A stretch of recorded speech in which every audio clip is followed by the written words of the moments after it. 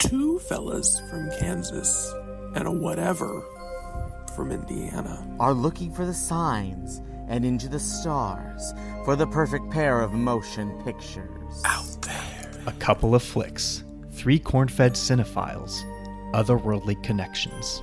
This is the Midwestern Crop Circle Double Feature. Yet another movie podcast.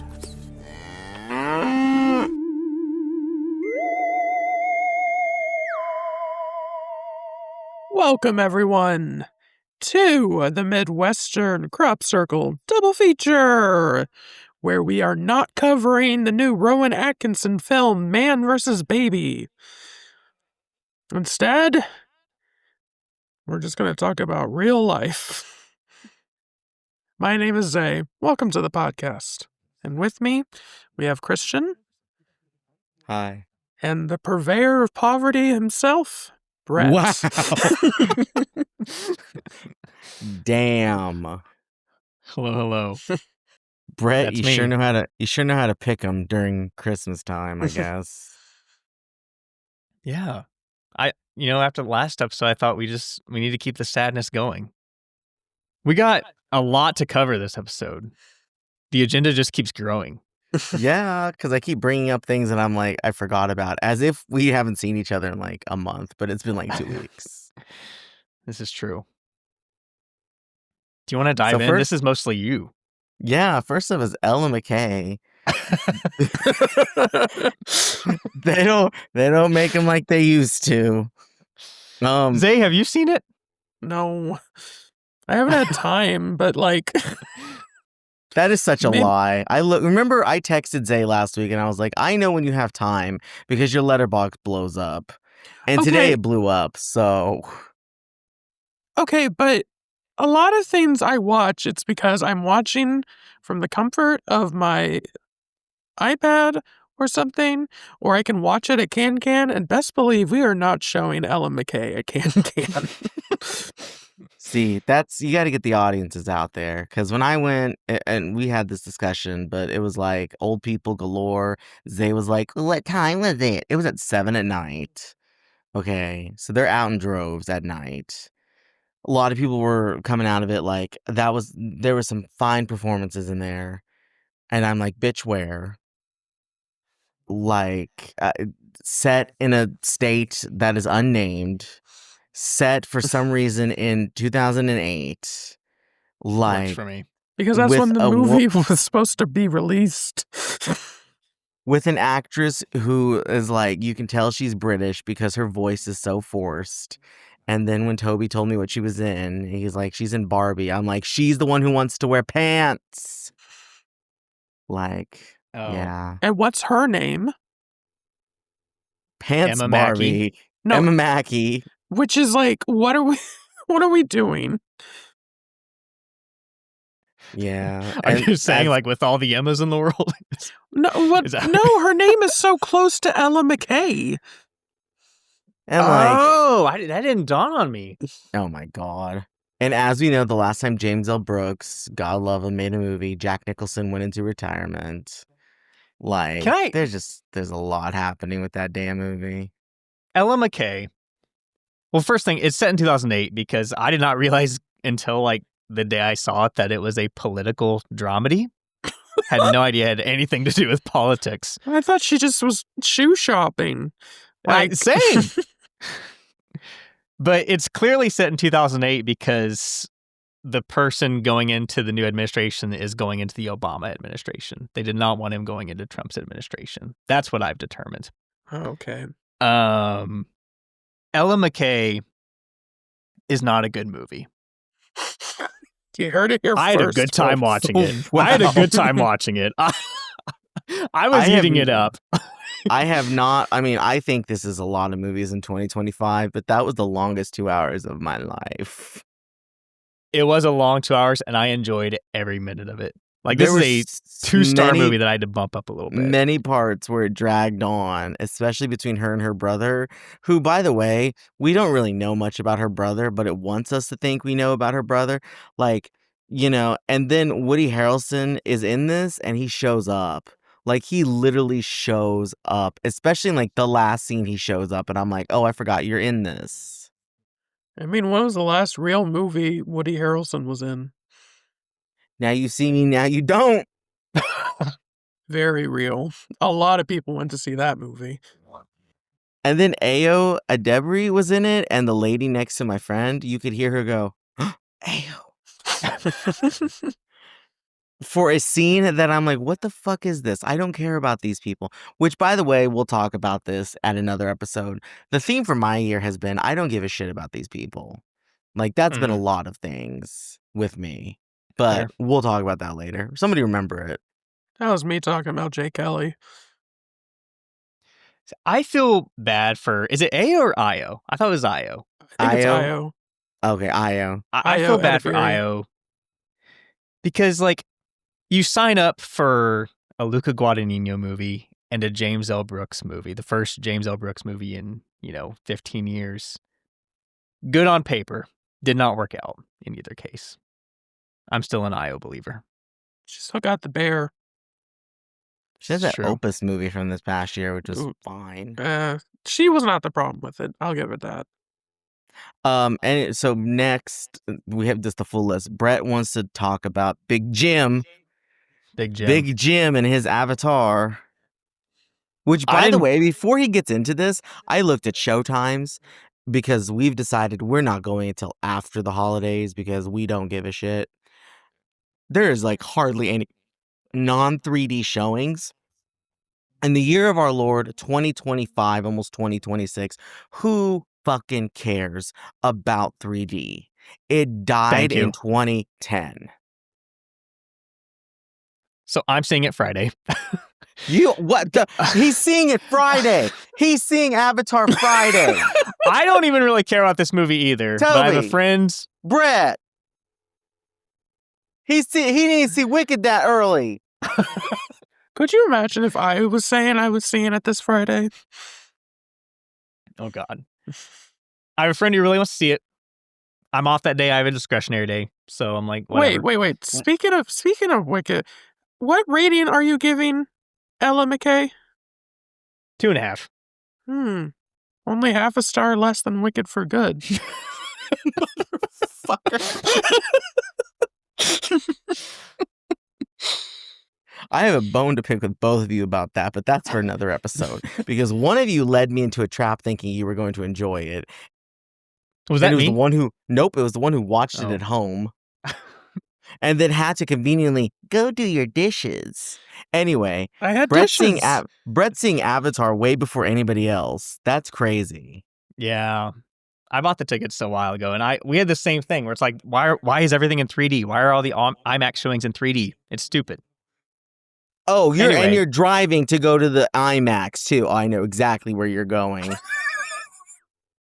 But yeah, Big Jim is trying to kill rural movie theaters because they are demanding that you should play it in 3D for at least the first week, according to my hometown theater, and they don't have 3D out there. They got rid of it because Syracuse, Kansas was ahead of the world and said, we're done with 3D. None of the people here want this, so they stopped showing them. Anyway. Plus, not a lot of movies are 3D anymore anyway. Because nobody likes it. Nobody likes 3D. We saw Titanic in 3D, and it was very unnecessary. We saw Jaws in 3D, and it was very unnecessary. I can't remember the last 3D movie. Well, I showed a screening of Friday the 13th 3 in 3D, which, that's just a gimmick. That makes sense. That's fun. But yeah, other than that, I can't remember. It was many. Because, I wear glasses. What the fuck am I going to do? Same. Oh, we all wear glasses. We all do. Oh. Okay, so yeah, because when you go to Universal, if you were to ever go there, everything is a 3D ride, and they give you chonky 3D glasses, and it's hard because there's me holding on for dear life as the things are moving. It is 2025. Just give us something to put on our glasses. Little when you get your eyes dilated things. Sure. Well, there you go, Big Jim. Yeah. Brett's angry at him, but he's gonna go support him opening weekend. Yep. Wow, I thought this conversation would go in a completely different direction. And today, it was just announced that he became a billionaire, which I'm like, I for the did see first that, too. time? For the first time? Yeah. That's crazy. Yeah. All right, up next, Hamnet. Oh, Christian gave me a dirty card. Did I? I don't believe I did. How's your handwriting? Damn it. Can you read it for us? No, first of all, explain what the card looks like.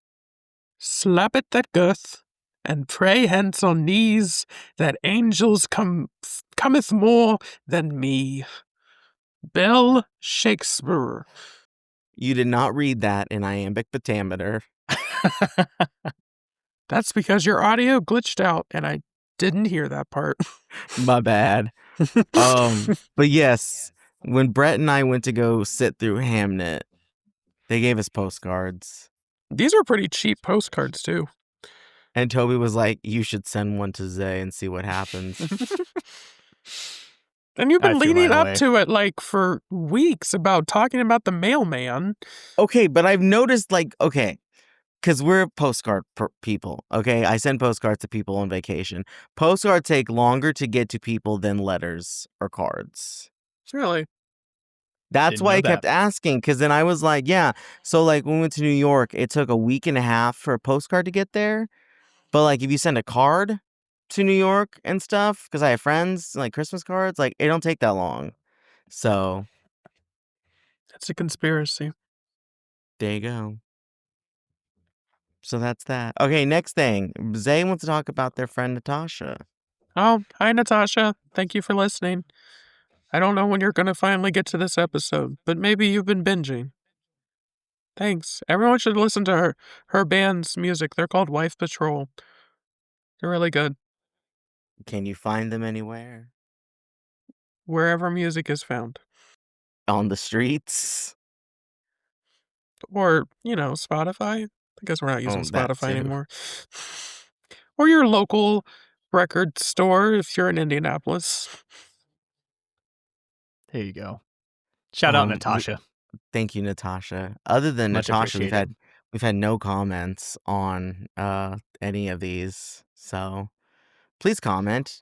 The prize is just waiting on somebody, Right. The just waiting to be prize is sent. Brett has also offered a year subscription to Letterboxd Patron. So I there will you offer are. up a year subscription to our podcast for free. It's yours if you win. It's a good deal. I will offer up, you get to say, welcome to the Gilded Films podcast. Or whatever the name of this podcast is these days. All right, I'm getting Grandpa. a haircut tomorrow. If you want a lock of my hair, Oh my God. I'll happily mail some of that too. What hair are Yep. you getting removed? I'm getting trimmed up. It's coming up a little bit. I'll take one. Okay. Speaking of Aunt Gladys. I met two drag queens. I met the Jinkx Monsoon and the BenDeLaCreme. And yeah, they were awesome. Their Christmas show was very movie inspired. There was Gremlins references. It was like a 4-part anthology with an evil Christmas tree telling the stories.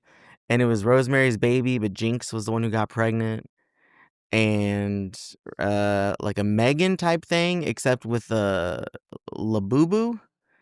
And Gremlins with like horny elves, which they would have loved. And Freaky Friday, which Who was the as you would actress? expect. The actress who voices Lil Boo Boo? Vanessa Bayer. Yeah.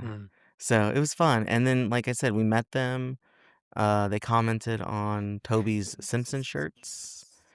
And people in the audience, well, Jinkx was like, in the movie Weapons, I kind of look like her. And then some of the audience was like, actually, she looks like Bianca Del Rio.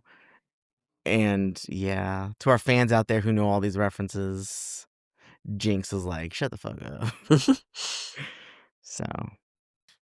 So yeah, As we're recording this, last night the news broke that Rob Reiner and his wife were killed, like literally killed. At the moment, I guess it's pointing towards his son did it. I'm sure more will come out of that. But yeah, that's crazy. That's fucking crazy. It's been a rough year.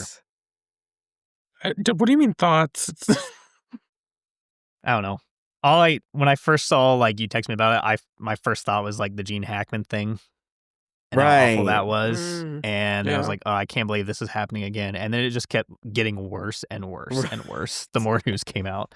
And it's wild.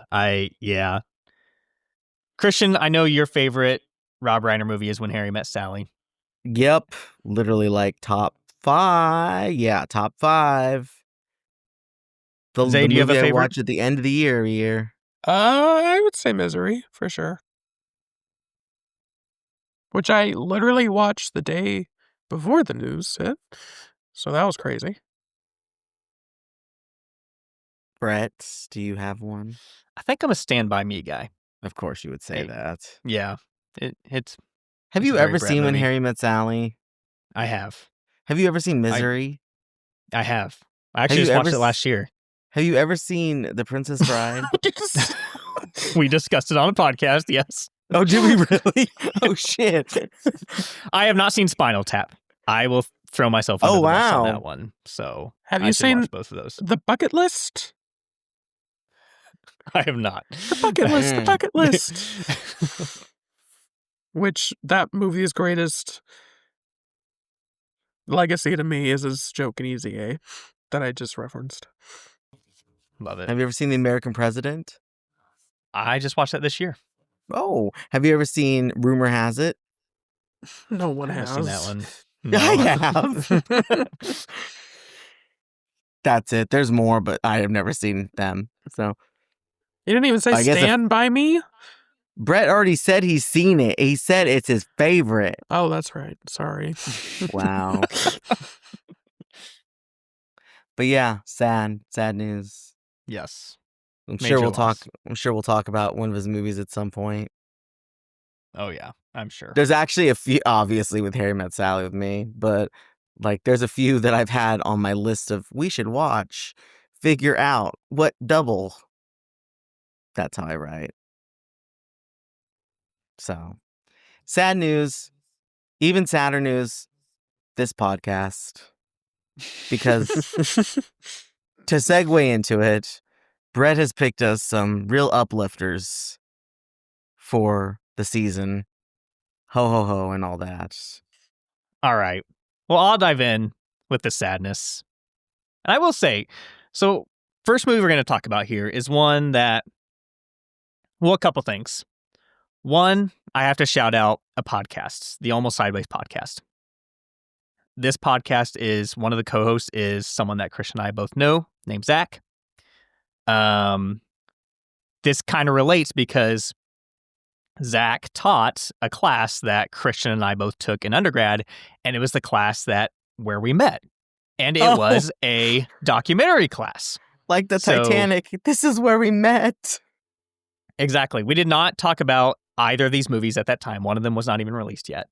But also, the reason I even know about this movie is because they reviewed it on that podcast, because they're all from the Pacific Northwest. So that movie is Streetwise.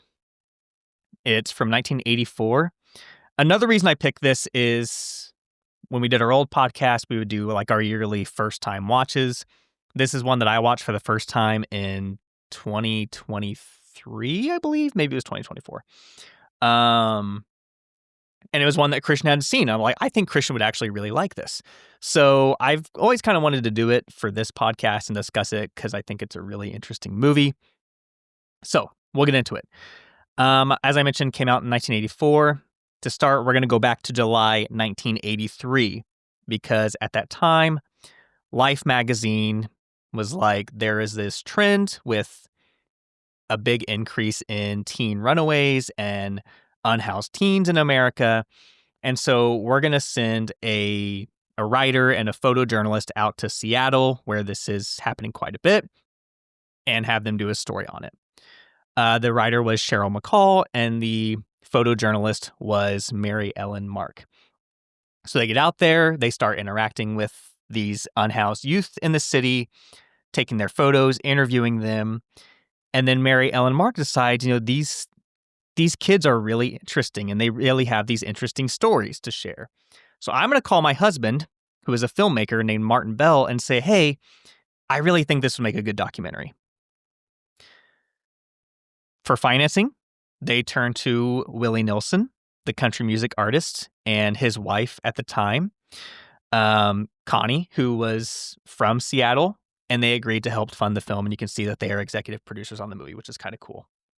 But anyway, this is, as I mentioned, a documentary about not just unhoused youth, but just youth who live and kind of spend time on the streets in Seattle. It specifically takes place primarily on Pike Street, a really downtown, high activity area of the city. And we get to know a number of kids throughout the documentary. And they're kind of like age 13 to 18, maybe early 20s, some of them. But just kind of seeing what they do. Some of them are sex workers. I think the one kid who's I think is most commonly associated with the movie is Erin Blackwell, who goes by Tiny. And she is a 14-year-old who does live with her mom in the city at times, but spends most of her time out on the street. And she is a sex worker. That's how she makes money. That's kind of how she survives. A lot of the subjects of the documentary are that way. Some of them deal drugs. One of them, named Rat, has a lot of different tactics that he goes over in the film, such as he'll order a pizza, pretend to order a pizza, confirm it, and then obviously nobody's going to go pick the pizza up, so they'll go throw it away and he'll go get it there. So he has a lot of these different methods that he has to survive on the streets, and we get to see a lot of that. With that scene, I was like, today, they'd probably just give that to the employees. Yeah. But this is the 80s, so I'm like, all right, why would you throw out a pizza? Yeah, and I think he orders 5 or 6 of them too. So, yeah. I think there's a lot of kids in the movie, but there are really 9 total that they really kind of focus on and interview. And there's a select few like Tiny and Rat that get a lot of the screen time, but there are a lot of really interesting other subjects too. One that I really like is one named Lulu. Lulu is a young woman who is queer and is sort of has to defend herself on the street, but is also kind of a protector of others on the street as well, especially young girls. She is a really interesting character as well. There's a lot of those in this movie that it's shot in it's not totally fly on the wall, but a lot of it is where we're just kind of viewing either up close or from a distance. And the interviews are not filmmaker and kid. It's like the kids are narrating the movie in a sense, the way that it's constructed. So we're hearing almost entirely from their point of view. Tiny's mom does have some interviews in the movie as well. But we'll get into a lot of the stuff that goes on here. It's really interesting because this does take place during the 80s. This is during Reagan's presidency. So I think there's a lot of ideas about, him putting forth this idea of the American family is how we're going to prosper. And we're seeing a lot of children who are as a result of having to escape from their families and from their home lives. These are not kids who are unhoused because their parents are unhoused. They have left their homes for whatever reason it might be. And there's a lot of, in the background, a lot of images of, economic downturn in Seattle. There's conversations about race in the film and all sorts of stuff like that. When I picked this, I said that I kind of wanted this watch to confirm that this is one of my favorite documentaries of all time. Not only that, it's number 1. It's my favorite doc. And I am really looking forward to what y'all have to say about it. But I just find the subjects of this film not just so interesting, but so easy to care about and want to learn more about. And the documentary is only a little over 90 minutes long. It's one where I could have sat for 4 hours, listening to what these kids have to say. So, Christian, I'm going to start with you because this is your first time seeing it. So, what are your thoughts on Streetwise? You can find it on YouTube, by the way, as I found This is out. true. I know it's on Criterion, but I was like, I don't know if the Criterion logs me out a lot, but somebody wasn't responding quick enough that I was like, I'm gonna ask for the email again. So, looking at you, pee hole. Anyway, I really like this, so be happy. I have to ask, have you ever seen like Grey Gardens, Brett? I have. Yes. God damn it. Okay. Shit. All right.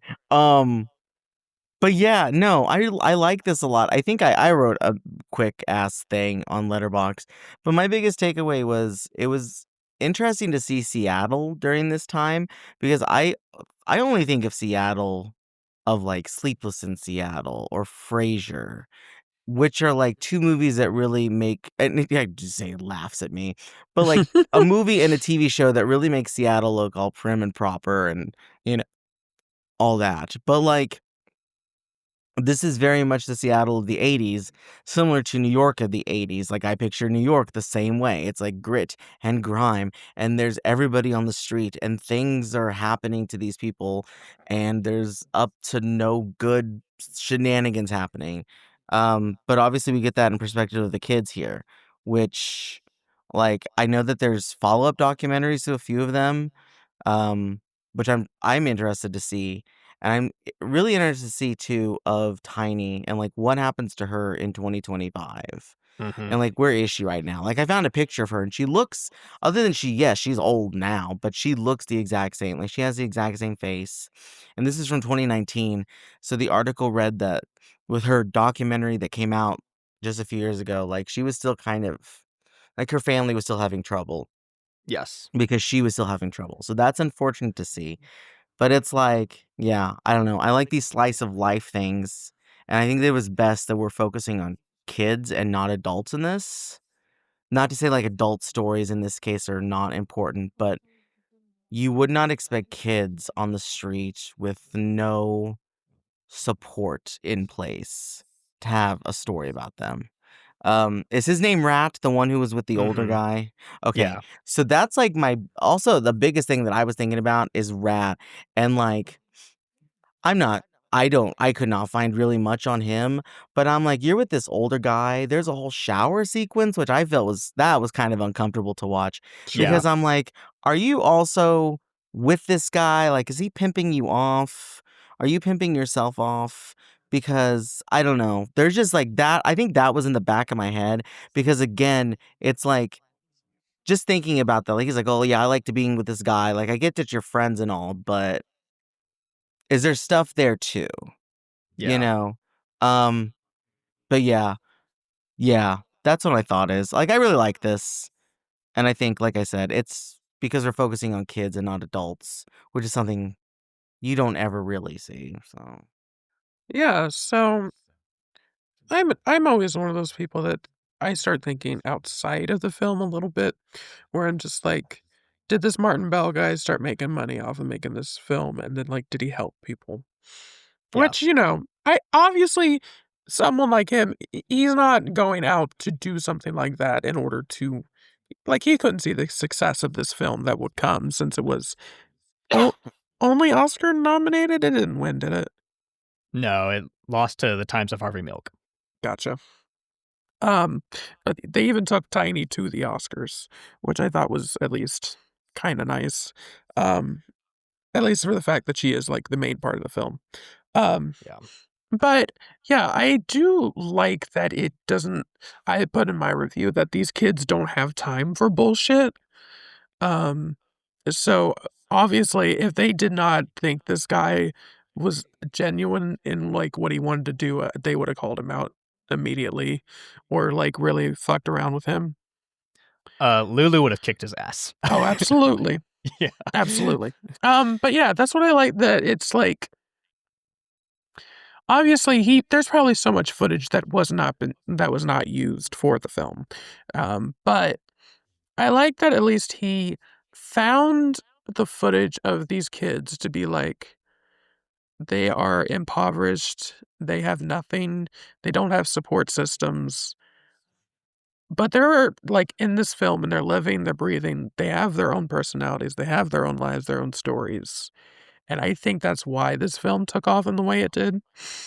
Um, at least I hope in that way that it's like, no, we need to think more about the daily lives of the people that we see in these conditions. Um, but yeah, I saw the first one he did with Tiny after, and that's all I had time for, like, the follow-up documentary. They're like the whole thing is, like, on Criterion Channel, like, the extra stuff and the stuff that happened afterward, but I also looked on Wikipedia to, like it, like, tells you, like, what the other people in the movie, what they went on to, and I read Lulu's, and that one really made me upset. Yes. Um, like, um, like you said, she was a protector, and she was literally trying to protect a girl from being assaulted, and then she got stabbed by a man. But, like, the entire community came together to give her, like, a headstone, and that made me I like that a lot. But, yeah, it was, like, sorrow, but also, like, at least she had people loved her and she was loved. Brett, haven't you been to Seattle? I was there for literally a day. Oh, okay. So I mean, kind of a passing through type of thing. Because I was curious to know if you saw the plaques, because it says at Pike's Place Market, Lulu has a plaque there. Um, Oh. I guess like a memorial thing because Dwayne also has one too at Pike Place, which I think Dwayne's story, obviously I think that is the obvious saddest story there is because we do get to see the final outcome of what happens to him. And, like, the Mhm. whole thing with his dad in prison, and they have that interaction where his dad is just like, "You need to listen up because I'm the only thing you got, and you're the only thing that I have." And then cuts to later, Dwayne has died. Like, it says here he died before his 17th birthday, and his dad is able to go to the funeral and everything, and it's like, wow, that's just like, you know, I don't Yeah. know. That's the heartbreak moment that you do not see coming at all. Yeah. And the scene with his dad really kind of is one of those scenes that clues in, why is Dwayne in this situation? His Mhm. dad's in Sure. prison, mom is wherever, and his dad is like, you got to stop smoking cigarettes as he pulls a cigarette and starts smoking, or like, don't fucking sell dope while he's sitting in prison, and Mhm, so you see the influences. You see some of that with Tiny's mom too. mhm, And so, I mean, we say in, like, the education world, like, these kids basically had to raise themselves. mhm. I mean, that's the thing, they grew up too fast. I mean, they did not have a chance at a childhood, they're just like, they have to fend for themselves too. I think it is Tiny, somebody's mom. Is it Tiny? No, whose mom is in this besides Tiny? Patrice, um, Mhm. the kid who's like arguing with the development housing guy earlier in Okay, the so, film. like, the parental aspect of this, kinda similar to the one that we're talk about next, is like, they're fully aware of the world around them and stuff, and it's like they're just trying their best, but, like, Tiny is smoking cigarettes with her mom, and they're just going over things and whatever, like, I get that she probably wants what's good for her, but, Well, I you mean, know literally, Tiny's mom openly talking about how her daughter lives on the streets. Yeah. Right, And says it's and, just like, a phase. her mom's a waitress, and this is the '80s, she's not making anything Mhm. as a waitress at a local place, like Yeah. I think it was also heartbreaking to me, just like Tiny in the doctor's office at the very beginning of this, where she's just like, "Yeah, I've had a few STIs before. I've had this, this, this," Mhm. And then, and like, it's at like, the end of that scene, she's like, "Yeah, mhm, I'm 14." 'Cause, right, like, she Yeah. looks young, but you're not quite sure how young, and then, like, Right. 14, it's like, oof. And there are images. That's the thing about the doc too is some of the images don't hold back. There Mhm, are images where you see Tiny getting into a car with a middle-aged man in a suit, and her head immediately goes down. And it's just like kind of like what you were saying, Zay. This is a really good film for thinking about documentarians and what their role is. Mm-hmm. So at some points, you're just kind of wanting to be like, no, intervene, stop this, but, they're also, the doc puts us in a world that I'm certainly not familiar with, that I think Sure. a lot of viewers are not familiar with. And you really see things that are tragic. And there's purpose behind it. So, I mean, a good documentarian just lets the things happen. I mean, That's me reading a certain documentarian that I like her stuff, but she also gets too involved. And I won't say the name. Alexandria Pelosi. but yeah, where I'm also like, I don't think Tiny would want him to get involved. Like, that's her money. exactly. That too. Going into some of the other materials around this movie, Christian, you mentioned the other docs. I just want to mention those real quick. I also watched Tiny at 20, which is the next one that came out. Very sad. I don't want to get into it because I know Christian haven't seen it, but like it's a point where Tiny is trying to figure out her life, but there are still very difficult things going on. There was one called Aaron that came out in 2005. It's another short. That's the only one I haven't seen. I just didn't have time to get to it. I got And through then, half of that one. okay. It's still sad, but it's better. Okay. She definitely has a lot more, like, a steadier life. That's kind of the case in the other doc, the full-length doc that came out in 2016, Tiny, The Life of Erin Blackwell. And at that point, she is fully grown. She has 10 kids, 5 boys and 5 girls.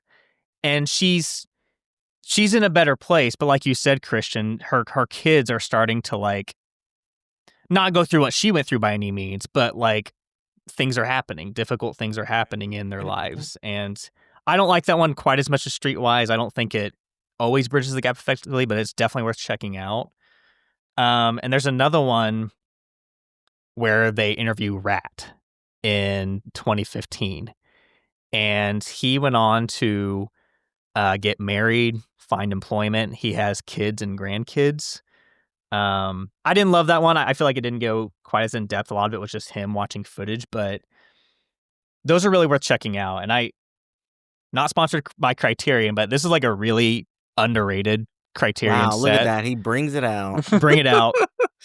Because it has all those films, and the insert also has the original Life article that this was based on. Oh, that's cool.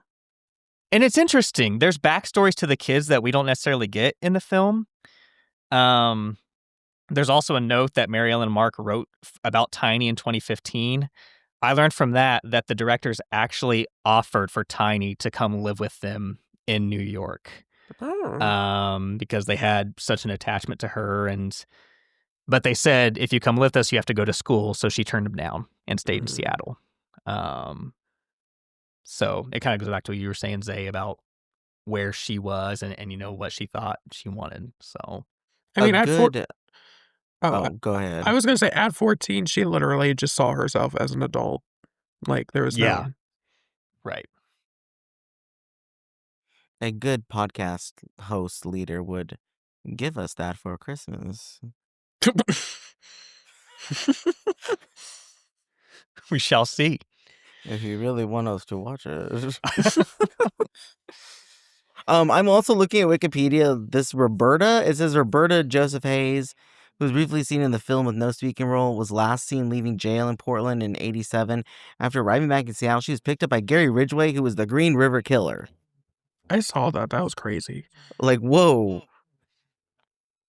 Yeah. It's I mean, wild. I don't know anything about the Green River Killer except in name only, but Same. like, Before we move on, I want to mention just real quick, Christian, you talked about Rat and that older guy he's with. I think what's interesting about this film is not just the kids and their own individual characteristics, but the way they find community amongst each other and the different relationships they form, especially Tiny and Rat. I think they kind of become the two most central figures of the doc. And I have to say, that moment where they're kind of in jail, Tiny has been picked up, and Rat says, I'm leaving the city, I'm not waiting for you to get out. Really heartbreaking moment in the movie. And this is a movie where I expect heartbreaking moments, but when I first saw it, I was not expecting that. And it got me pretty good, and it still does. Just the pure emotion on display. And that's another thing that a great documentary will bring out, stuff like that. So Also, just in looking at because if you go to Wikipedia for this movie, you can see all the kids and exactly what their lives are. It's sad to think, like, other than Dwayne, who passed away shortly after this movie, but like the girls had a much harder time post this than the boys did. Yeah, you for know. sure. I mean, like, Lulu is a prime example. Like, murder is Yeah. always like boys, like men will obviously they get into fights with each other, but women are always going to be the targets that they, Yeah. Especially sex workers and all that. I That's mean, yeah. even it says Patrice, and she was killed just in 2017. Oh wait, no, Patrice guy. yeah. But yeah, like that's not that long ago. Mm. What? Yeah. This is one of those things where you hope like the Academy did one of their screenings for and then brought these people to it. Just again, I want me a 2025-6 update. I know. I do know that Tiny's still out there. I don't know if there's been any updates on her since the most recent doc. But I did see that her mom just passed away last year. Wow. And she's in the updated doc too. And there's always troubles with that relationship, I will say, as can be expected. So yeah, even the Tiny at 20, she just like, oof. Yeah. All right. Any other thoughts on Streetwise? It's all on Criterion. And it's on YouTube. And YouTube. Or your local No commercials library. either. Yeah. Could you go to the library too? My library. Oh had yeah, it the advent first of time I the saw it. library coming back. We love to see it. Yes. So, as I mentioned, this all started with Streetwise. This all started because I wanted to talk about Streetwise. So when I started thinking about docs to pair with it, this next one immediately came to mind, and I was like, "Oh, that's it! Like that's easy." This one Let's make them is sad even more. yeah, even more sad. It was sadder than I remembered, I'll have to say. This one came out in 2018, and it is Minding the Gap, directed by Bing Liu. So this doc started out, Bing Liu was a filmmaker. When this was being put together, and I read that this started out where he was kind of traveling across the country and interviewing skaters. And it was going to be a documentary about skateboarding and the lives of skaters. It brought him to his hometown of Rockford, Illinois, where he reconnected with two friends that he grew up with. Kier, who is younger than the other two. He's a young black man living in Rockford and kind of, trying to make it.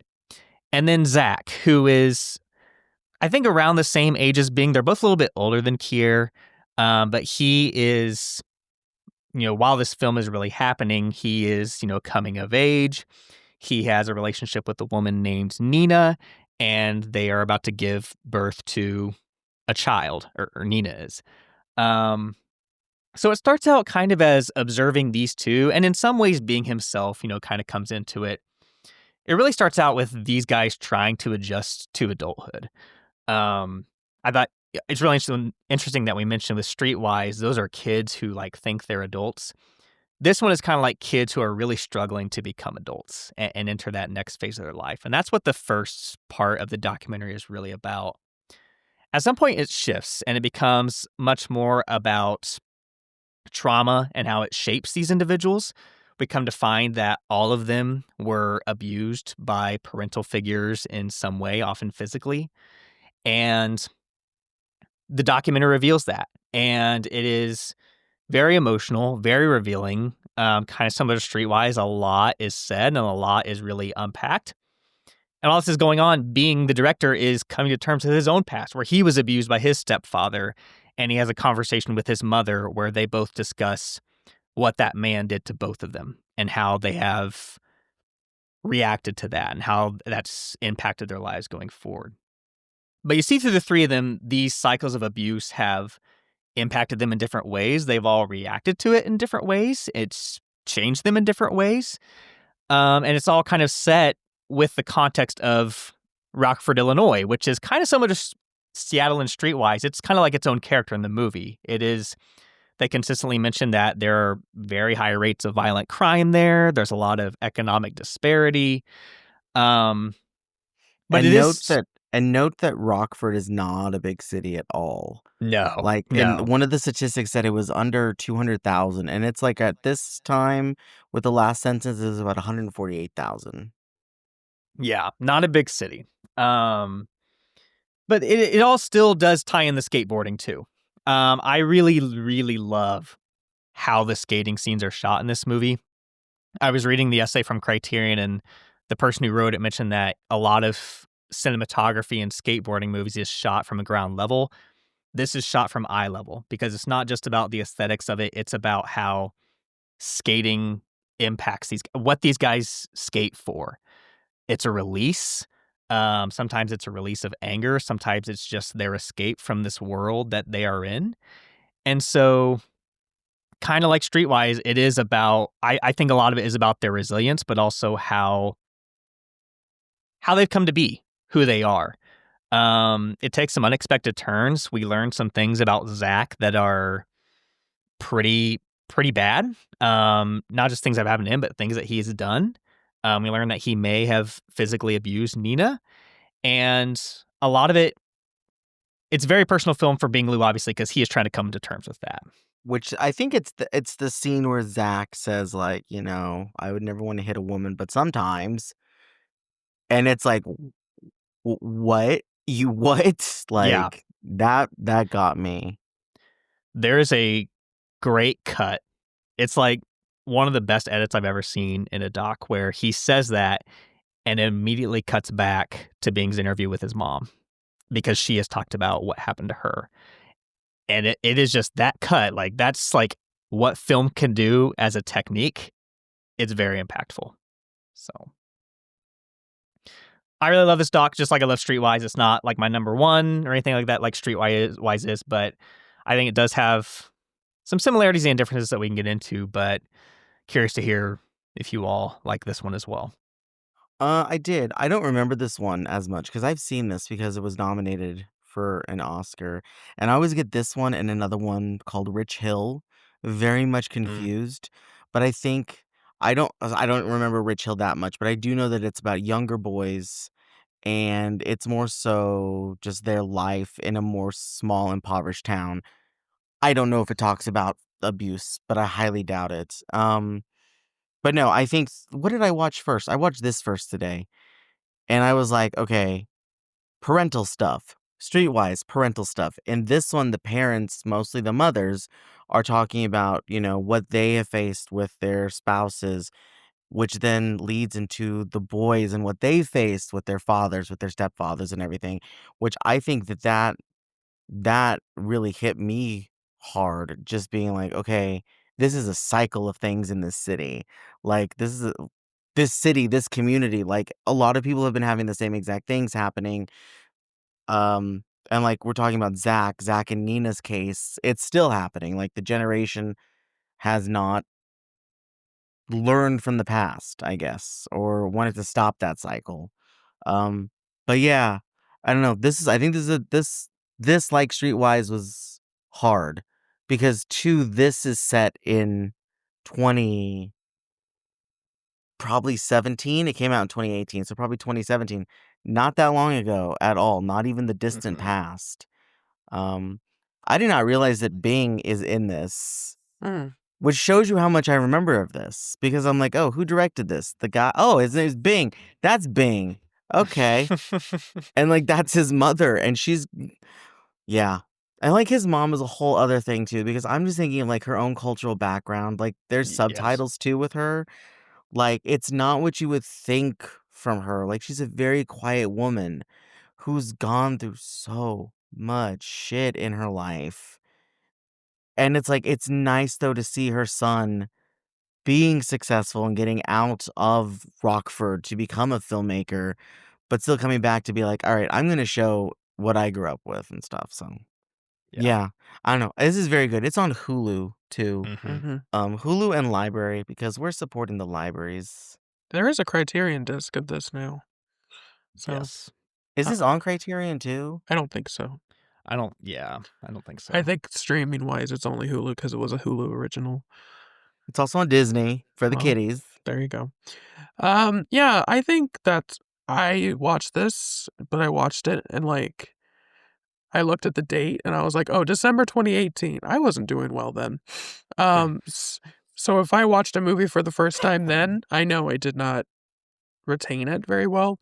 So going in, I was like, oh yeah, the skateboarding movie. And then realizing very quickly, I was like, oh, this has a lot more to do than just skateboarding. But I think what I liked the most is that Bing is very smart.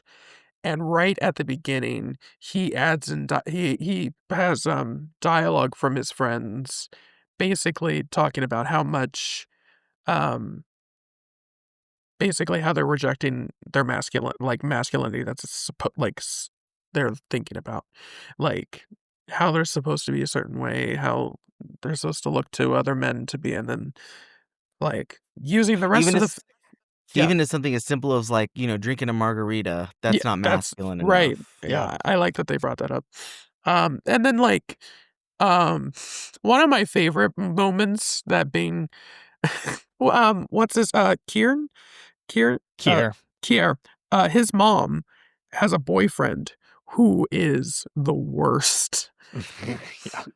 And Bean is just like trying to interview her, and the guy off camera is like, okay, your 5 minutes is up. And the woman just like looks right into the camera, like, kind of like, I get it. That's her agent. That's her publicist. Like, damn. And then later on, he asks about her, and she's like, oh, that was my stupid friend. That wasn't my boyfriend. That was my stupid friend. So, yeah, I think we're going to like slowly walk into the comparisons anyway. Yeah. Well, one of them Brett brought up is the city. Sure. I mean, Rockford, Seattle. Yes, they're their own character. Sure, yeah. Well, what I was thinking was the tone of the two films, where I think both of them went out of their way to talk about like a social topic that is very important, very multi-layered. Streetwise definitely is the sadder of the two, mostly because you end that movie thinking, well, what's the fate for the rest of these kids? One of them has already died.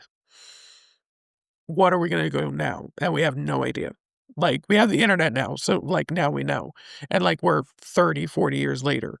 But like you will leave the theater back in 1983, 4, and you're like, well, what now?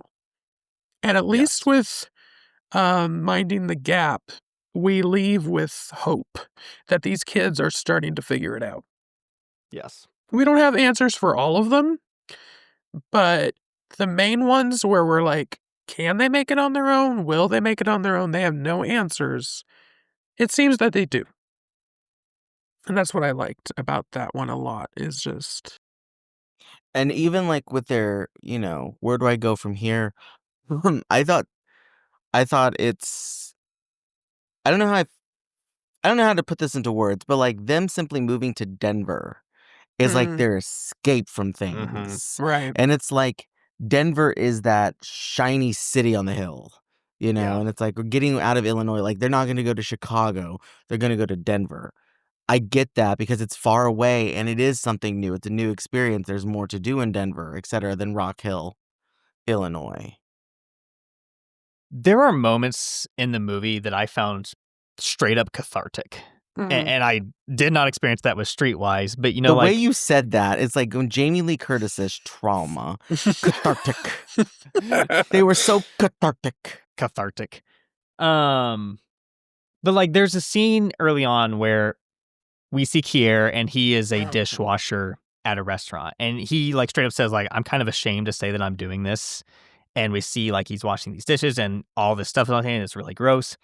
But later on, without telling us, just showing us, we see that now he's been promoted to a waiter. And that's a moment where I'm like, oh, good for him. Like it's a really powerful moment to see something like that. And there's another one later where Bing is talking to him about, what he's experienced. And Bing is like, the part of the reason I made this is because like you remind me of me and, what we went That through. moment. And it's really like, it's sad, but it's also like you said, really hopeful and really kind. And from Bing's point of view, and yeah, just moments like that And I that was are in this like, movie that aren't in Streetwise. watching in real time, Kieran is just like having a realization that his life has touched someone else. Yeah. Powerful stuff. I think the other difference, perhaps, is I don't know. I don't know what exactly it is, the vibe here, but the kids again, they're older. They've got some things, but they're not quite as living off the streets as the Right. kids in Streetwise are. Like they don't have good like physical houses to live in, but they are like at least recognizable as houses. Because some of the things you see in Streetwise, you're just like, where are you? I have no Yeah. idea. So there's that at least, which I guess could be the smaller town element. That at least housing, even if it's bad, it's more affordable than the bad housing in Seattle. Right. And at the very least, like there's various people they go to. Like I Mhm. think Kira mentioned that he lived with Zach for a while. Yeah. And, Nina, her and Zach separate in the film, and she's able to go to her aunt and uncle Mhm. and live with him. Nina is also really interesting. I really liked the way she was included in this. Mhm. There are a lot of versions of this documentary where you do not see her perspective at all. Yeah. And so I really like that Bing was able to interview her and get her thoughts on everything that was happening, because she's really interesting too. Did Zach ever, like, after the documentary came out, did he ever, like do we have something about that? I didn't get to time to really research. Um, so on the Wikipedia page, all it says is basically what the film gives us, that like he got promoted at work, was paying child support. Quick Google search, I'm not seeing anything. Hmm. It's interesting to me just, like, to have your friend, like, kind of, like he's not at like, Bean is definitely not, like, trying to say, "Well, he's the fucking villain of this story." Well, but more so just, like, isn't it interesting that someone I know as a friend is capable of doing the things that have kind of fucked us all up? Yeah. On the topic of what they've gone on to do, I didn't see anything on Zach or even Kier, but Bing Liu is still making movies. Mhm. I haven't seen any others, but he directed another documentary in 2021 called All These Sons. I think I read it was about like gun violence in Chicago. Um, Sounded really good. And he has a narrative feature that was released this year called Preparation for the Next Life, Oh, which I'm kind of interested in checking out. So he's still out there working. which I've heard mixed things on. You either like it or like it's really your jam or it's not. So I'm interested in seeing what it's about. Yeah. Just a few other things on this movie. This is one of the films that has 100% on Rotten Tomatoes, so very well received. And this lost to Free Solo at the Oscars. Which Which That movie gave me some anxiety. it is funny that we've talked about two great documentaries nominated for Best Documentary, and you name the one they lost to, and it's like, I get it. I like Free Solo. I think the act of the participant is pulling a ton of weight in that movie. That's fair. So I've never been a big fan of that one personally, but yeah, I get it. It is effective. Yeah, it's yeah. I like the how it gave documentary real scope. Like, you can be tense as fuck while watching a documentary. But yeah. Yeah, that was also the year that "Won't You Be My Neighbor" was snubbed. You'll never forget. Good year for docs. But... I like that one. Yes. So yeah, both really, really good. I recommend both of them. Obviously, they are sad, but as they mentioned, Minding the Gap will at least leave you with some hope at the end. So, are we ready to discuss other films we thought of that fit the bill? Yes. All right. Well, I put a few on here. I obviously talked about Tiny, Life of Aaron Blackwell, and all those docs. Kids, the Larry Clark movie, very different in some ways, but like if you're looking for a narrative about like kids doing things on the street, there's a shot in Minding the Gap that at least like echoes it, of them like walking down the street, and it's interesting. Short Term 12, just another movie narrative about at-risk youth.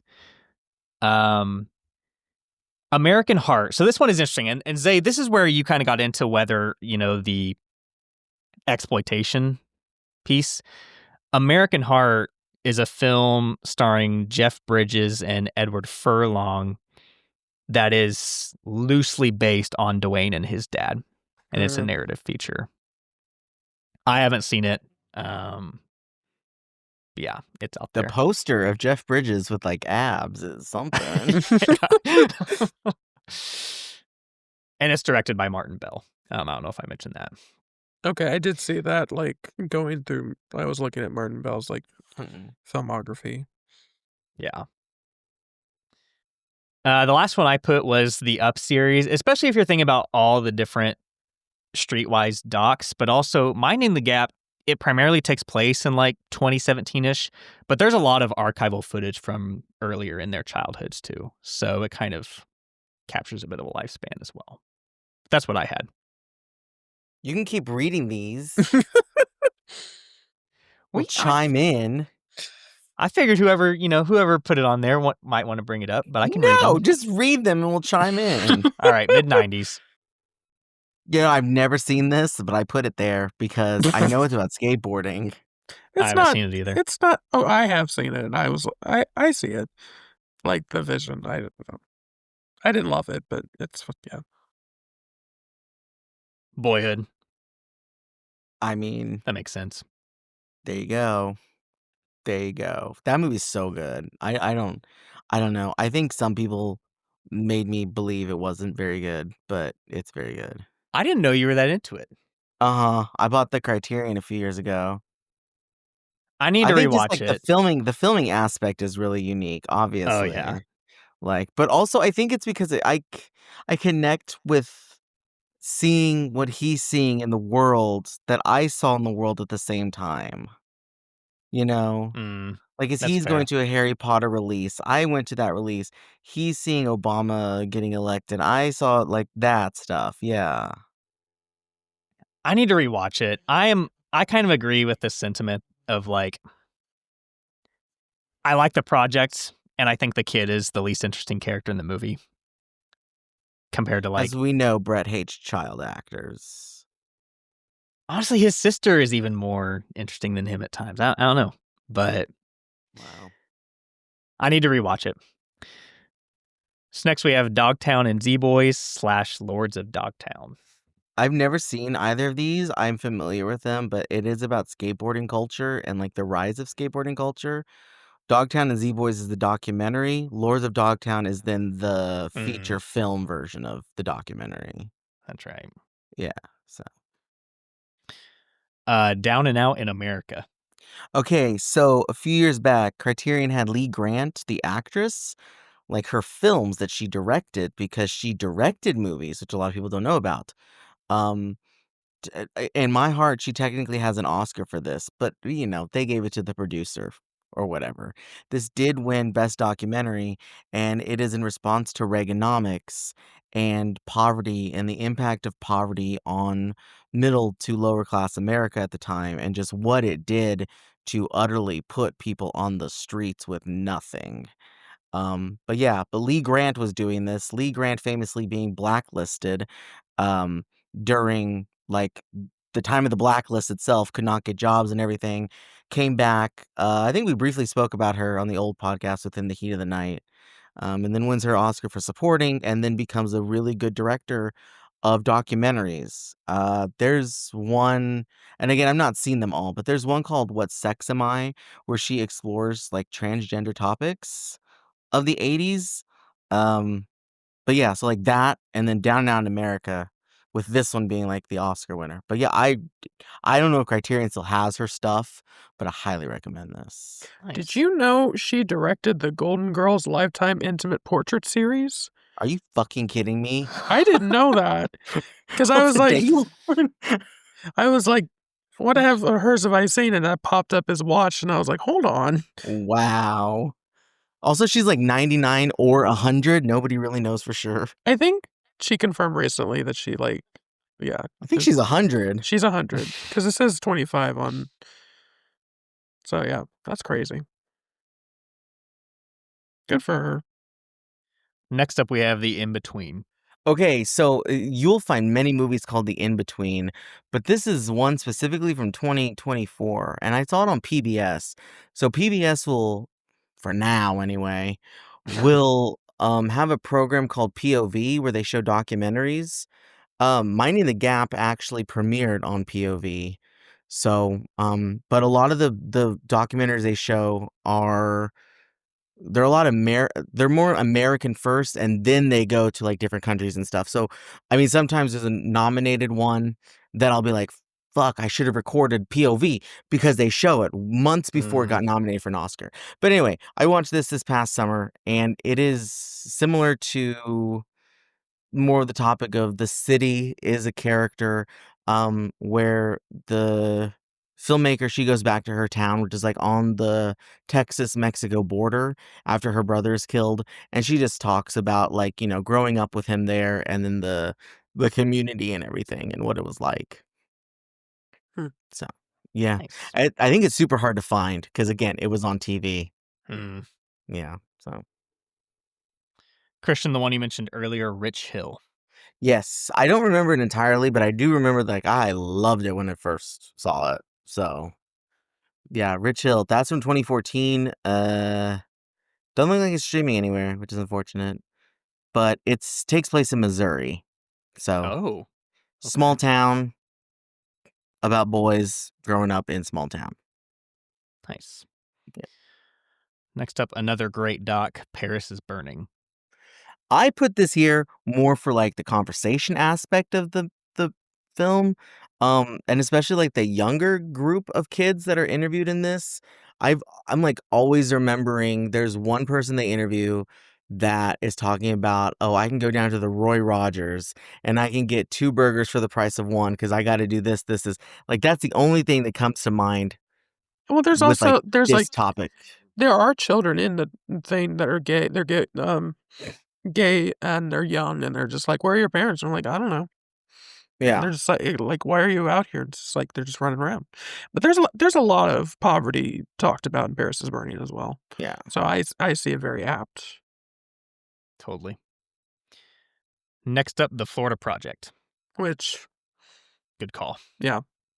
Yeah. That one makes sense. A few weeks ago, I was subbing, as I do, and I was in the bus line, and I heard a girl go, so did you ever watch The Florida Project? To another girl. And again, this is elementary, so like by the time you leave elementary, you're 11. And I looked, and I thought, you got some good taste. Okay. These kids know about Sean Baker. All right. Maybe the was this future is after- okay. Was this after he won the Oscar or before? This is like 2 weeks ago. Oh, 2 weeks. Oh, sorry. I missed that part. So either she's referring to this Florida Project or she's very interested in the creation of Walt Disney World. Okay. Hey, defunct land, there's no age limit. There you go. Yep. We love you, Kevin Berger. Brett's like, who's that? That's the podcast, right? It's, oh my God. Or is it a video series? I've sent You've you so mentioned it many before. videos. Yeah, yeah. You know, that you send me videos, they're not going to get watched. That's just who I am. Next up is Vagabond. The Agnes Varda film, very much the protagonist is like so similar to Tiny. Like she's older, but very similar. Next up is Shoplifters. Love that movie. Yeah. Another good call. Next, very similar to our next one, Parasite. Family kind of living off the streets. One of the best theater experiences I've ever had. Yes. Next up is Style Wars. Yeah, this one is from the 80s. It's a documentary about like New York graffiti culture. And I thought that was a very interesting, like, you know, most of them they're impoverished and they're trying to express themselves and find an escape through that. Nice. Speaking of expressing yourself and an escape from that, This is the worst version of this. Christian snuck in Rent on here. I'm sorry. Until you are stuck trying to entertain an entire theater of people for 2.5 hours while this movie plays, you do not know the hardships I have had. isn't that a song in the show? Oh. I mean, Rent is all about poverty. Like, they want you to know that they're impoverished from the first notes. So, it's not very good. I think growing up, you realize they could just pay the rent. I kind of understand where they're coming from now after watching this one TikTok that examines it.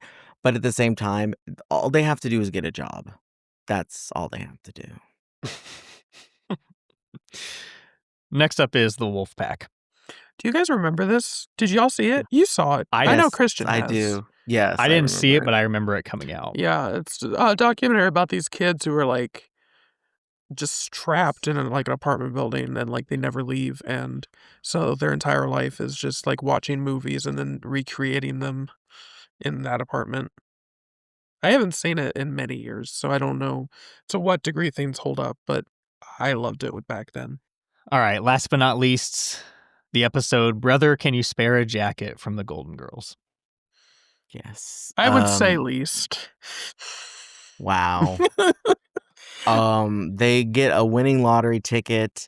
Blanche puts it in her new jacket. Sophia donates the jacket accidentally. Michael Jackson purchases. Oh my God. This is actually what happens. Michael Jackson purchases the jacket Who with is a lottery not ticket. in the episode at all. No. Purchases the jacket, donates it to an auction. The girls go to the auction. Another man wins the jacket. He then donates it to a shelter. The girls then go into the shelter and spend the night there. And this is the part where it starts to connect, where they meet 3 individuals that all have lived on the streets before and tell their stories. Blanche meets a college student who is having a hard time with like abusing drugs. Rose meets somebody who is just trying to get off the street. And then Sophia and Dorothy meet one of Sophia's old, I almost said cellmate, but housing mate at Shady Pines who, the money dried up and insurance didn't pay for the house for Shady Pines, so they kicked her out on the street, and now she's at the shelter.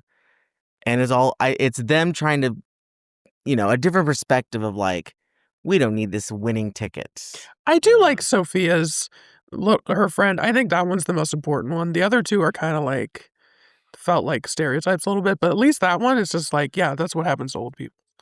Like, yeah. Literally, the funds ran out for her, and so they told her, you have to get out. Yeah. It's a very, very special, it's like a special episode of sorts, but yeah, I've seen it enough times to be like, we can skip this one. Wow, we're a fake fan, aren't we? No, I'm a real fan for admitting these things. That's it. All right, that's it. All right, Christian, tell us. Wait! Because next episode is not Christian's episode after all. Yoinked. Because The next episode comes out early 2026. And as is our tradition, as is every movie podcast tradition, we'll begin the year with our best of 2025. Very excited. Always look forward to that. And then the episode after that. Yay! I'm back! Oh, can I? Okay. So, Go for it. I have been given permission because mine is themed to watch these movies. So, get yourselves ready because you'll have a while to watch them, but they're themed. Now, here's the thing. I picked these movies a few days ago because I texted Brett, oh boy, do I have a really good double feature. Oh, yes. Yes. So I lied to you because it is not Christmas based.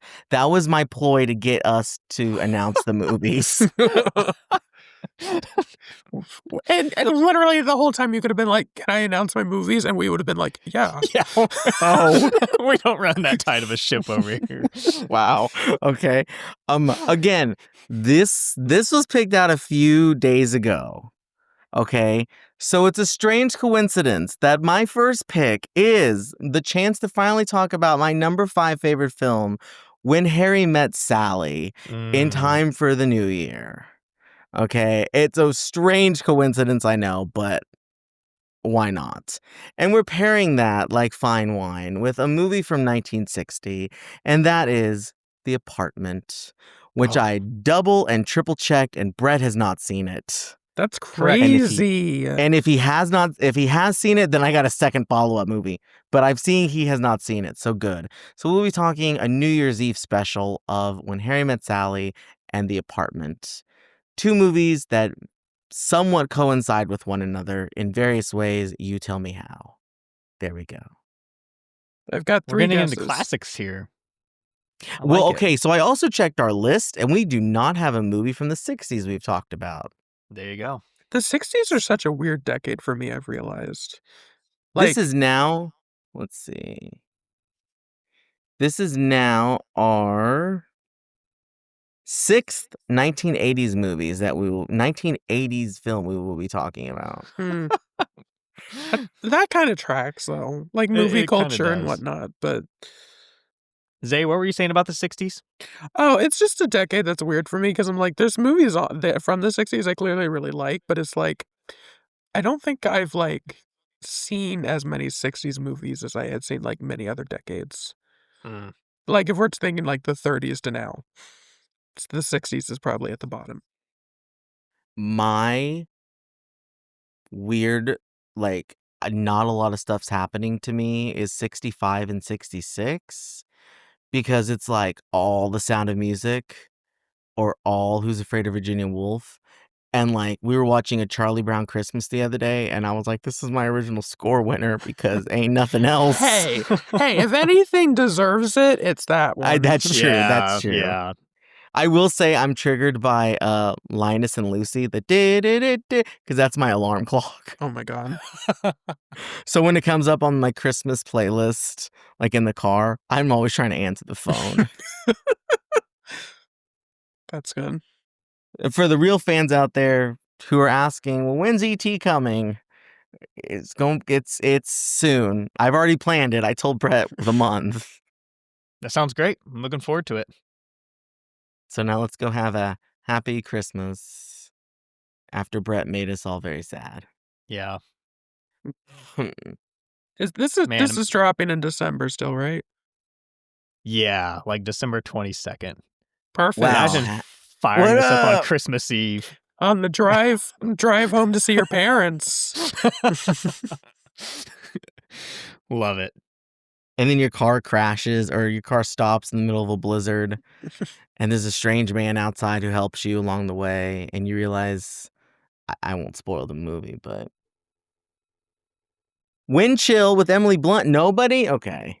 Oh, I thought you were going to say it's Alf. That's what I thought you were going to make an Alf joke.